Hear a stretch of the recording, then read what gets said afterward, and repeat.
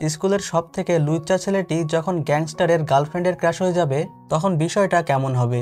আজকের মুভিটা romantic comedy movie হলেও এর প্রত্যেকটা সিনই আপনার কাছে কমেডি মনে হবে, এমনকি দুঃখের সিন দেখেও হাসি পাবে। আর তাছাড়া আপনারা যারা এই নায়কের ক্রাশ আছেন তাদের তো কিছু বলাই লাগবে না। তো চলুন মুভি শুরু করা যাক।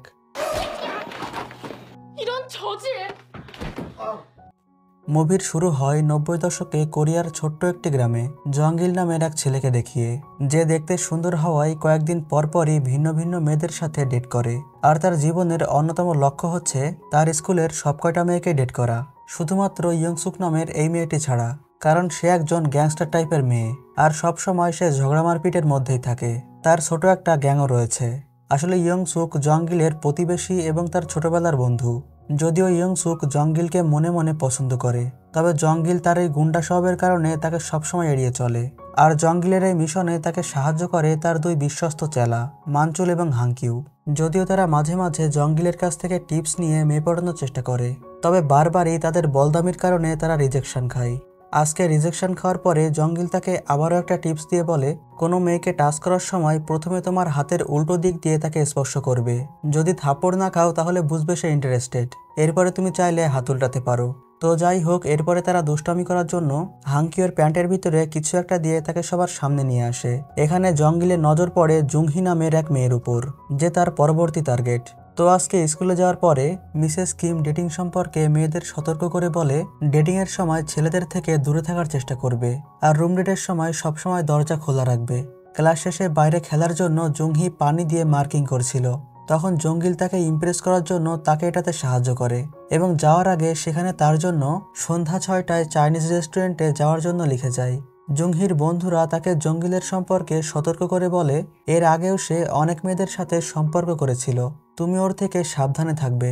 জুংহি তাদের সামনে সেখানে যাবে না বললেও সন্ধ্যায় সে ঠিকই সেখানে যায়। এখানে জঙ্গিল তার প্রশংসা করে বলে, প্রত্যেক মানুষেরই নিজস্ব সৌন্দর্য রয়েছে, যেমন তোমার সাদা কনুই। আমার জীবনে আমি এত সাদা কনুই আর কাউকেই দেখিনি। এগুলো শুনে জুংহি ইমপ্রেস হয়ে যায়। আসলে জঙ্গিল এত হ্যান্ডসাম যে স্কুলের সব মেয়েরাই তার জন্য পাগল।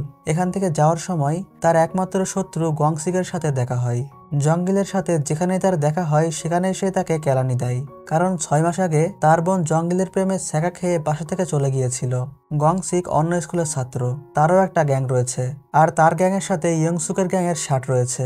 গংসুক ইয়ংসুককে পছন্দ করে, তবে ইয়ংসুক তাকে শুধুমাত্র পার্টনার মনে করে। এদিকে জঙ্গিল জুংহিকে নিয়ে সিনেমা হলে আসে লুচ্চামি করার জন্য। এই পর্যন্ত সব কয়টা মেয়েকে সে এইভাবেই পটিয়েছে। সে প্রথমে সবাইকে ইমপ্রেস করে চাইনিজ হোটেলে নিয়ে যায়, এরপরে লুচ্চামি করার জন্য সিনেমা হলে। পরের দিন ইয়ংসুকের মা জঙ্গিলের বাবা ডেইপানের জন্য কয়েকটা ফল নিয়ে আসে, কারণ সে তাকে বাগানের কাজে সাহায্য করেছিল। ডেইপান তাকে বলে, পুরুষ জাতীয় যে কোনো কাজে তুমি আমাকে ডাকতে পারো, আর তোমার হেয়ার পিনটাও অনেক সুন্দর, মানে বাপ বেটা দুইটাই লুচ্চা। তো যাই হোক, এদিকে জঙ্গিল আজকে বেশ খুশি। সে আয়নায় দেখে নিজেই নিজের প্রশংসা করছিল, তখন সে শুনতে পায় বাইরে কেউ একজন তার নামেই পার্সেল পাঠিয়েছে। সে তাড়াহুড়ো করে বাইরে বেরিয়ে যায় এবং তাদের কাছ থেকে পার্সেলটা নিয়ে স্কুলে নিয়ে আসে সবাইকে দেখানোর জন্য। জঙ্গিলের চাচা ডেইপং একজন নাবিক, সেই তার জন্য এগুলো পাঠিয়েছিল। তারা 3 জন এগুলোই দেখছিল। তখন একটা ছেলে এসে সবাইকে বলে, সিওল থেকে একটা নতুন মেয়ে এই স্কুলে এসেছে, যে ব্রুকি শিল্ডের থেকেও সুন্দর দেখতে। তারা সবাই তাকে দেখার জন্য যায়। এই মেয়েটির নাম সোহি, তার জন্যই বাইরে এত লোকের ভিড়। স্কুল শেষে জঙ্গিলকে ইয়ংসুকের গ্যাংয়ের একটা মেয়ে এসে বলে ইয়ংসুক তার সাথে কথা বলতে চায়। জঙ্গিল সেখানে যাওয়ার পরে ইয়ংসুক তাকে বলে, তুমি তো মেয়ে পটানোর ওস্তাদ, তবে আমাকে কেন পটাও না? আজকে রাত 8টায় আমি তোমার জন্য তোমার গোপন আস্থানায় অপেক্ষা করব। এটা বলে সে চলে যায়। রাতে ইয়ংসুক তার জন্য সেজেগুজে অপেক্ষা করছিল, কিন্তু জঙ্গিল সেখানে না গিয়ে হাংকিউকে পাঠায়, যেটা দেখে ইয়ংসুক ওখান থেকে চলে যাচ্ছিল। তখন হাংকিউ জঙ্গিলের শেখানো সেই টিপস অ্যাপ্লাই করে। ইয়ংসুক তাকে ইচ্ছা মতো প্যাদানি দেওয়ার পরেও হাংকিউ আবারও তার হাতের উল্টো দিক দিয়ে তার পায়ে স্পর্শ করে। এবারে ইয়ংসুক তার হাতের কম্পাস তার মাথায় বসিয়ে দেয়। তো যাই হোক, পরের দিন জঙ্গিল হাংকিউকে সোহির ব্যাপারে জিজ্ঞেস করছিল। তখন মিস্টার লি এসে তাকে মারতে শুরু করে এবং বলে, তুই কি ইচ্ছা করে জাপানি সাবজেক্টে 0 পেয়েছিস?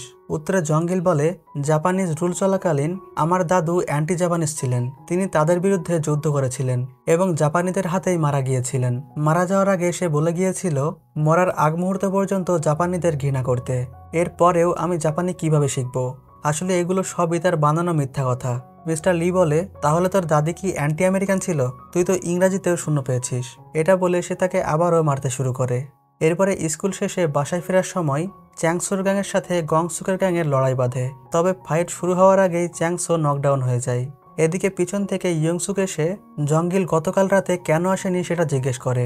উত্তরে জঙ্গিল বলে, তোমাকে দেখলেই আমার ভয় লাগে, তুমি সবসময় আমাকে হুমকি দাও, আর তাছাড়াও তুমি তো গংসিকের গার্লফ্রেন্ড। ইয়ংসুক বলে, আমরা শুধুমাত্র একই দলের বন্ধু, এর বেশি আর কিছুই না। তো যাই হোক, পরের দিন সোহি হাফ টাইমে মাঠে বসেছিল। তখন জঙ্গিল হাংকিওর মাধ্যমে একটা পাতায় কিছু একটা লিখে সেটা সোহির সিটে দিয়ে আসে।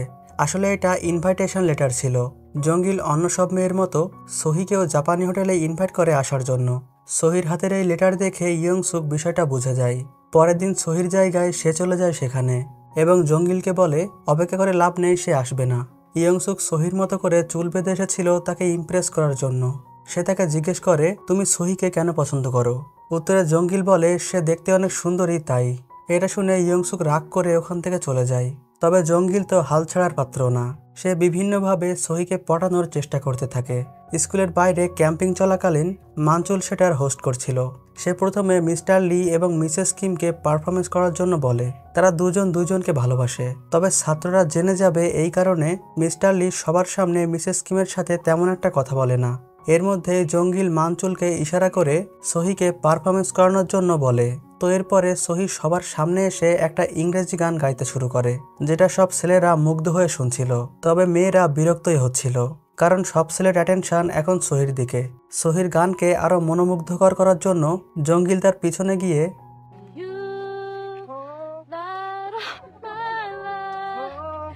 তো যাই হোক, এগুলো দেখে জুংহির মন খারাপ হয়ে যায়। অন্যদিকে ইয়ংসুর এক চেলা তাকে পারফরমেন্স করার জন্য তার নামে স্লোগান দিতে শুরু করে। ইয়ংসুক ও জঙ্গিলকে ইমপ্রেস করার জন্য ডান্স করতে শুরু করে। তবে তার ফিরিঙ্গি ডান্স শেষ হওয়ার আগে মিস্টার লি ক্যাম্পেইন শেষ করে দেয়। পরের দিন হাংকিও সিঁড়ির নিচে দাঁড়িয়ে সুন্দর ভিউ উপভোগ করছিল। তখন ইয়ংসুকের এক চেলা এসে তাকে গোডাউনে নিয়ে যায়। ইয়ংসুক তাকে জঙ্গিলের কি কি পছন্দ সেগুলো জিজ্ঞেস করে। এরপরে জঙ্গিল ক্লাসে এসে দেখে তার বেঞ্চে কেউ একজন সুন্দর এক জোড়া জুতা রেখে দিয়েছে। সে হাংকিউকে এটা কে দিয়েছে সেটা জিজ্ঞেস করে, কিন্তু সে বলে সে বিষয়ে কিছু জানে না। মানচুল বলে এটা হয়তো ইয়ংসুক দিয়েছে, যেটা শুনে হাংকিউ বলে এটা ইয়ংসুক দেয়নি। আবার জঙ্গিলের দিকে ফিরে বলে হয়তো দিয়েছে, আবার হয়তো দেয়নি। জঙ্গিল এটা নিয়ে ইয়ংসুকের কাছে যায় এবং তাকে এই বিষয়ে জিজ্ঞেস করে। ইয়ংসুক বলে তুমি যদি না চাও তাহলে দিয়ে দাও। জঙ্গিল বলে এইবারের মতো নিলাম, আর কখনো এগুলো দেবে না। এটা বলে সে চলে যায়। বাসায় আসার সময় সে খুশি মনে নতুন জুতার গন্ধ শুকছিল, কিন্তু গংসিক এসে তার কাছ থেকে সেটা নিয়ে যায়। তো যাই হোক, পরের দিন ক্যাম্পিংয়ে সবাই মাঠে ফসল পর্যবেক্ষণ করছিল। তখন সোহি হঠাৎই পায়ে হাত দিয়ে চিৎকার করে ওঠে। জঙ্গিল তাকে কোলে করে নিয়ে উপরে আসে এবং দেখে তার পায়ে ছোট্ট একটা জোক লেগে আছে। সে ওটা সরিয়ে নিয়ে বলে, যদি বিষ ছড়িয়ে যায় তাহলে তুমি মারা যাবে। এটা বলে সে ওখানে মুখ দিয়ে জোকের বিষ তুলতে শুরু করে। তখন মিস্টার লি তাকে বলে, বলদ এটা সাপ নাকি, লুচ্চামি করার জায়গা পাস না। এরপরে সোহিকে জুংহির সাথে শহরে হেলথ কেয়ার সেন্টারে পাঠানো হয়, যেখানে তাকে একা রেখে জুংহি চলে যায়। রাতে সোহি একা একা বাসায় ফিরছিল। রাস্তায় অনেক অন্ধকার থাকায় সে ভয়ে ভয়ে যাচ্ছিল। ঠিক তখনই পিছন থেকে জঙ্গিল এসে তাকে তার সাইকেলে উঠতে বলে। তবে সোহি তার কথায় কোনো উত্তর না দিয়ে আবারও হাঁটতে শুরু করে। জঙ্গিলও ওখান থেকে চলে যায় এবং কিছু দূরে গিয়ে সে তার সাইকেলের প্যাডেল ঘুরিয়ে সোহিকে পথ দেখতে সাহায্য করে। জঙ্গিলের এমন কাজে সোহি অনেকটা প্রভাবিত হয়, আর এভাবেই সে সোহিকে পুরো রাস্তায় আলো দিয়ে বাস স্টেশন পর্যন্ত নিয়ে আসে। এখান থেকে সোহি বাসে করে চলে যায়, আর জঙ্গিলও তার পিছন পিছন যায়। অন্যদিকে মিসেস কিমকে দেখানো হয় মিস্টার লি চুপি চুপি তার বাসায় যায় এবং ঘরে যাওয়ার সময় সাথে করে তার জুতা দুইটাও নিয়ে যায়। মিসেস কিম তাকে বলে, তোমার গন্ধযুক্ত জুতা ভিতরে কেন নিয়ে এসেছো? আর এত লুকিয়ে আসার কিছু নেই, বাড়িওয়ালা তোমার বিষয়ে জানে। সে আরো বলে জঙ্গিলাসকে অনেক সাহসিকতার পরিচয় দিয়েছে। মিস্টার লি বলে, এতে সাহসিকতার কি আছে, ও তো লুইচ্চামি করেছে। তুমি যদি চাও তাহলে আমিও এগুলো করতে পারি। মিসেস কিম বলে, তুমি তো আমার সাথে পাশাপাশি হাঁটতেও লজ্জা পাও। যদি তোমার এতই সাহস থাকে তাহলে আমাকে কিস করে দেখাও। তো এরপরে মিস্টার লি ধীরে ধীরে কিস করার জন্য তার কাছে যাচ্ছিল। তখন মিসেস কিম তাকে দ্রুত করতে বলার সময় নিজের অজান্তেই পাদু দিয়ে দেয়। কি একটা অবস্থা। তো যাই হোক, পরের দিন জঙ্গিলকে সোহি একটা দামি রেস্টুরেন্টে আসার জন্য বলে। এখানে আসার পরে সোহি তাকে একটা পিয়ানো দিয়ে বলে, এটা আমার পায়ের যোগ সরিয়ে দেওয়ার জন্য। এই জিনিসটা সিওলের সব কুল পোলাপাইনের কাছে থাকে। জঙ্গিল বলে, এটার জন্য আমি তোমাকে বিশেষভাবে ধন্যবাদ দিতে চাই, আমার পছন্দের চাইনিজ রেস্টুরেন্টে একটা ডিশের মাধ্যমে। সোহি বলে তার পেট ভরা, সে আর কিছুই খেতে পারবে না। জঙ্গিল বলে, তুমি সিওলে মজার জন্য কি করো? সহি বলে তার রোলার স্কেটিং করতে খুব ভালো লাগে। জঙ্গিল বলে স্কেটিংয়ের জন্য তো শুধুমাত্র সমান জায়গার প্রয়োজন। এরপরে সে তাকে একটা খালি সুইমিং পুলে নিয়ে যায়। এখানে সে সহির সামনে কুল সাজতে গিয়ে ফুলের মতো কাজ করতে থাকে। স্কেটিং শেষে একটা বাইক দেখে সহি তাকে বলে, তুমি কি বাইক চালাতে পারো? আমার বাইকে চড়তে খুবই ভালো লাগে। জঙ্গিল বলে, এমন কোনো কাজই নেই যা ক্যাং জঙ্গিল পারে না। তো এরপরে তারা তিনজন লং ড্রাইভে যায়। সারাদিন ঘোরাঘুরির পরে তারা দুইজন ইয়ংসুকের বাসার সামনে দিয়ে বাসায় ফিরছিল, যেটা দেখে ইয়ংসুকের মন খারাপ হয়ে যায়। সহি তাকে বলে, আমি শুনেছিলাম ইয়ংসুক নাকি তোমাকে পছন্দ করে। জঙ্গিল বলে, এরকম ভয়ঙ্কর কথা আর কখনোই বলবে না, এটা শুধুমাত্র গুজব। এদিকে ইয়ংসুকের মা কিছু একটা তৈরি করছিল। সেই ইয়ংসুককে বারবারই ধমক দিয়ে তার হাতের সবজিগুলো পাত্রে ঢেলে দিতে বলছিল। তখন ইয়ংসুক আচমকা কান্না করে বলে, ঢাকনা সে খুলতে পারছে না। আসলে জঙ্গিলের সাথে সহিকে দেখেই সে এমন করছিল। তো যাই হোক, এদিকে জঙ্গিল সহিকে পটিয়ে তার সেই জাপানি হোটেলে নিয়ে আসে এবং তাকেও অন্য সবার মতো প্রথমে নুডলস মেখে দেয়। খাওয়া শেষে সহি এখান থেকে যেতে চাইলে জঙ্গিল বলে, এখনই তো আসলাম, এত দ্রুত কোথায় যাবে? এরপরে সহি যখন সাজুগুজু করছিল তখন সহিকে দেখে তার ভিতরে শয়তান জেগে ওঠে। সে বিভিন্নভাবে তাকে স্পর্শ করার চেষ্টা করতে থাকে। সে সহিকে বলে, তুমি কি জানো তোমাকে দেখলে আমি পাগল হয়ে যাই? এটা বলে সে তার পায়ের উপরে তার হাত রাখে। সহি এটার কারণ জিজ্ঞেস করলে সে বলে, আসলে আমি হাত উল্টাতে ভুলে গিয়েছি। এটা করার সময় প্রথমে উল্টো হাতে স্পর্শ করতে হয়। জঙ্গিলের এমন কথা শুনে সহি ওখান থেকে চলে যাচ্ছিল। তখন সে পিছন থেকে তার কাপড় টেনে ধরে, যে কারণে সহি আরো রেগে গিয়ে তাকে ধাক্কা দিয়ে ওখান থেকে চলে যাচ্ছিল। যাওয়ার আগে তাকে বলে, তোমার এই প্যান্টটা খুবই বাজে। বাসায় আসার পরে সে তার সেই ফটোগ্রাফসটা ছিঁড়ে ফেলে, যেখানে তার স্কুলের সব মেয়ের ছবি ছিল। পরের দিন স্কুলে যাওয়ার সময় সে তার সেই প্যান্টটা ডাস্টবিনে ফেলে দেয়। কালকের সেই ঘটনার পরে তার মন খারাপ হয়ে যায় এবং এই প্রথম সে কারোর জন্য কান্না করছিল। অন্যদিকে ক্লাসের ভিতরে ইয়ংসুক সহির পার্সের ভিতরে সিগারেট দেখতে পায় এবং তার কাছে গিয়ে তাকে বলে, শুনেছি তোমার নাকি ফুসফুসের রোগ হয়েছে, এরপরেও তুমি স্মোকিং করো? সহি বলে, এটা হয়তো আমার বাবার, আমার ব্যাগে এটা কিভাবে আসলো? ইয়ংসুক বলে, তুমি অন্য সবাইকে বোকা বানালেও আমাকে বানাতে পারবে না। এরপরে সহি তার কাছে গিয়ে বলে সে তার সাথে প্রাইভেটভাবে কথা বলতে চায়। তারা দুইজন লেডিস টয়লেটে যায়। সহি তাকে বলে, আমি এখানে চুপচাপ থাকতে চাই, এর জন্য তোমাকে আমার সাহায্য করতে হবে। তবে ইয়ংসুক তার এই প্রস্তাবে রাজি হয় না। তারা দুইজন মারপিট শুরু করে দেয়। এই কথাটা একজন এসে জঙ্গিলকে বলে। জঙ্গিল সেখানে গিয়ে সহিকে সেখান থেকে নিয়ে যায়। এরপরে স্কুল থেকে তাদের দুইজনের বাবা মাকে ডাকা হয়। সহির বাবা প্রিন্সিপালকে বলে, বাচ্চাদের ছোটখাটো মারপিটের জন্য আমার আসার কি প্রয়োজন? প্রিন্সিপাল বলে, আমি এখানে 30 বছর যাবৎ কাজ করছি, তবে এর আগে কোনো মেয়েকে আমি এইসব রাখতে দেখিনি। সহির বাবা ইয়ংসুকের সেই কম্পাসটা দেখিয়ে তাকে গালি দিয়ে বলে, এটা তো খুবই মারাত্মক একটা হাতিয়ার। আসলে এই কম্পাসটা ছোটবেলায় জঙ্গিল তাকে দিয়েছিল, যে কারণে সে এটা সবসময় তার সাথে রাখে। তো এটা শুনে ইয়ংসুকের মা বলে, তুমি তো আগে আমাদের ট্যাঙ্কি পরিষ্কার করতে, এখন ধনী হয়ে কি সব ভুলে গিয়েছো? এটা বলে সেও তাকে একটা গালি দেয় এবং তারা দুইজনও ওখানে মারপিট শুরু করে দেয়। ইয়ংসুক তাদের থামিয়ে দিয়ে বলে সে এই স্কুল ছেড়ে চলে যাবে। এরপরে সে ক্লাস থেকে ব্যাগ নিয়ে স্কুল থেকে চলে যায়। যাওয়ার আগে সে শেষবার স্কুলের দিকে তাকিয়ে তার ব্যাগটাও ওখানে ফেলে দিয়ে যায়। রাতে ইয়ংসুক বাসায় না গিয়ে জঙ্গিলের সেই আস্তানায় যায় থাকার জন্য। মানচুল এবং হাংকিউ এটা দেখে জঙ্গিলের সাথে বলার জন্য যায়। জঙ্গিল এটা শোনার পরে সেখানে আসে। এখানে ইয়ংসুক তাকে বলে সে আজকে নিজের বাসায় যাবে না, আজ রাতটা সে এখানেই থাকবে। সে জঙ্গিলকে বলে, তুমি কি আমার সাথে থাকবে নাকি চলে যাবে? জঙ্গিল বলে, এমন মজার জোক স্যার কখনোই করবে না। তো এরপরে সে ওখান থেকে চলে যায়। তবে কিছু দূরে গিয়ে সে কিছু একটা মনে করে আবার ফিরে আসে এবং ইয়ংসুকের মাথার বালিশ ঠিক করার সময় তারা কিছুটা কাছে আসে। ঠিক এমন সময় সহি ওখানে চলে আসে এবং তাদের এই অবস্থায় দেখে ফেলে। সে জানালা দিয়ে জঙ্গিলের সেই পিয়ানোটা ফেলে দিয়ে ওখান থেকে চলে যায়। তাকে বোঝানোর জন্য জঙ্গিলও তার পিছন পিছন যায়। ইয়ংসুক ভেবেছিল জঙ্গিলের ভিতরে হয়তো তার জন্য অল্প হলেও ফিলিংস রয়েছে। ইয়ংসুক এগুলো ভাবতে ভাবতে রাস্তা দিয়ে বাসায় যাচ্ছিল। তখন পিছন থেকে গংসিক তাকে ডেকে বলে, তুমি জঙ্গিলের ওখানে কেন গিয়েছিলে? কি করছিলে তোমরা? ইয়ংসুক বলে, আমরা ওখানে অনেক কিছু করেছি, তাতে তোমার কি? যেটা শুনে গংসিক প্রচণ্ড রেগে যায়। পরের দিন সে তার গ্যাং নিয়ে জঙ্গিলের স্কুলে যায় তাকে মারার জন্য। বেচারা জঙ্গিল সে গংসিকের হাত থেকে বাঁচার জন্য চ্যাংসোকে ডেকে নিয়ে আসে। চ্যাংসো গংসিককে বলে, আমাদের মধ্যে যে নিয়মগুলো আছে সেগুলো কি তুমি ভুলে গিয়েছো? এক স্কুলের গ্যাং অন্য স্কুলের ভিতরে আসা সম্পূর্ণ নিষেধ। গংসিক বলে, আমি শুধুমাত্র জঙ্গিলকে নিতে এসেছি, সে আমার গার্লফ্রেন্ডের সাথে বেয়াদবি করেছে, তাকে এর মূল্য দিতে হবে। চ্যাংসো বলে, সে আমাদেরই একজন, তুমি এগুলো বলে ঝগড়া বাঁধানোর চেষ্টা করছো, যেটা কখনোই হবে না। ঠিক এমন সময় জুংহি এসে চ্যাংসোকে কালকের সেই ঘটনা বলে, যেটা শুনে তারা সবাই ওখান থেকে চলে যায়। এমনকি হাংকিও এবং মানচুলও চলে যায় আর বলে, ভয়ের কিছু নেই, মালিশ করার জন্য আমরা তো আছি। তারা দুইজন ইয়ংসুকের কাছে এসে এগুলো বলে। ইয়ংসুক সেখানে গিয়ে দেখে তারা জঙ্গিলের উপর ওয়েল্ডিং করার প্রস্তুতি নিচ্ছে। ইয়ংসুক তাকে উড়ে গিয়ে লাথি দিয়ে সরিয়ে দেয়। জঙ্গিল চোখ মুছতে মুছতে তার পিছনে গিয়ে দাঁড়ায় এবং তাকে বলে, আমি তো তোমাকে টাচও করিনি, তারপরেও দেখো তোমার প্রেমিক আমার কি অবস্থা করেছে। ইয়ংসুক তাকে এখান থেকে চলে যেতে বলে। জঙ্গিল যাওয়ার পরে ইয়ংসুক একটা অ্যাসিডের শিশি বের করে বলে, আমি চলে যাচ্ছি, যদি সাহস থাকে তাহলে আমাকে মেরে দেখাও। এখান থেকে যাওয়ার সময় ইয়ংসুক সেই কম্পাসটা দেখিয়ে তাকে জিজ্ঞেস করে, তুমি সেদিন আমাকে এটা কেন দিয়েছিলে? উত্তরে জঙ্গিল বলে, আমার কাছে আরও একটা ছিল, আর তোমার কম্পাসটা ভেঙে গিয়েছিল, তুমি কান্না করছিলে তাই। ইয়ংসুক তাকে বলে, আজকের ঘটনার জন্য আমি দুঃখিত, এরপর থেকে এমনটা আর কখনোই হবে না। এরপরে সে যখন চলে যাচ্ছিল তখন জঙ্গিল তাকে জিজ্ঞেস করে, তুমি আমাকে কিসের জন্য পছন্দ করো? সে বলে, এর পিছনে কোনো বিশেষ কারণ নেই, তবে সে তাকে পছন্দ করে। জঙ্গিল বলে, আমিও তোমাকে পছন্দ করতাম, তবে যেদিন থেকে আমার বাবা তোমার মায়ের সাথে মিশতে শুরু করেছিল সেদিন থেকে আমি হাল ছেড়ে দিয়েছিলাম। ইয়ংসুক বলে, আমার কাছে এটা কোনো বিষয় না, আর ভালোই হয়েছে তুমি হাল ছেড়ে দিয়েছো। এটা বলে সে ওই কম্পাসটা ফেলে দিয়ে ওখান থেকে চলে যায়। রাতে জঙ্গিল সহির সাথে কথা বলার জন্য তার বাসার সামনে দাঁড়িয়েছিল।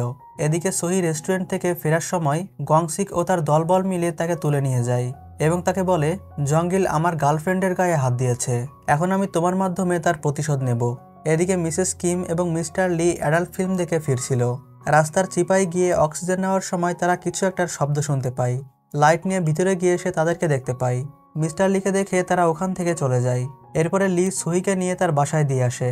সহির এমন অবস্থা দেখে জঙ্গিল তাকে এটার কারণ জিজ্ঞেস করে। সহি তাকে থাপ্পড় দিয়ে বলে, তুমি যদি আমাকে এখনো ভালোবেসে থাকো তবে গংসিককে গিয়ে মেরে এসো। তো যাই হোক, এরপরে জঙ্গিল গংসিককে মারার জন্য তার পিছু করতে থাকে।